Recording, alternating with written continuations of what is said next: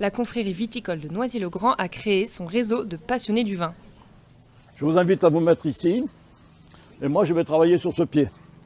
Jean-Claude Tavant est maître de vigne. Depuis 20 ans, il prend soin de ses 400 pieds de vigne patrimoniales. Avec l'outil principal du vigneron, c'est le sécateur. Donc là, il y en a une qui part là. Donc est-ce qu'on la garde, est-ce qu'on la garde pas? On garde celle-là ou celle-là? On va couper ici et on va redémarrer sur ce... Le couper encore, le couper encore. Ces 2 ou 3 personnes, dont moi, on est capable aussi de passer le message et d'apprendre aux autres adhérents comment on taille, comment on évolue dans la vigne. C'est intéressant de le faire ensemble. Voilà, il y a une partie pédagogique qui est intéressante. C'est vrai que des vignes en Ile-de-France, comme ça peut surprendre au premier abord. Ben non. Est-ce qu'il y en a eu beaucoup avant?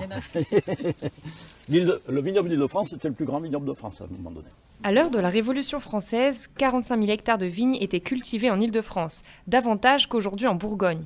Les pieds de vigne ont peu à peu disparu, comme l'explique Michel Mirsman, président de la confrérie. Mais à partir de 1851, on a un train qui est créé, qui est Dijon-Paris. Donc il y a une concurrence très forte et il n'y a plus d'intérêt économique à replanter de la vigne en Île-de-France.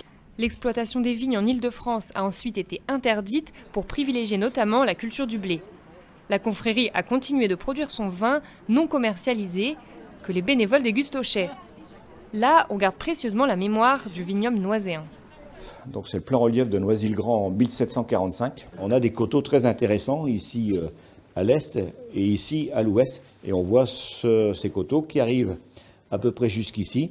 Et ici, c'est là qu'on était tout à l'heure avec la vigne qu'on a replantée. Si ça perdurait des années 500 jusqu'au milieu du 19e siècle, et on sait qu'il y a eu du commerce tout le temps avec ce vin, c'est qu'il ne devait pas être trop mauvais à boire et bon à partager.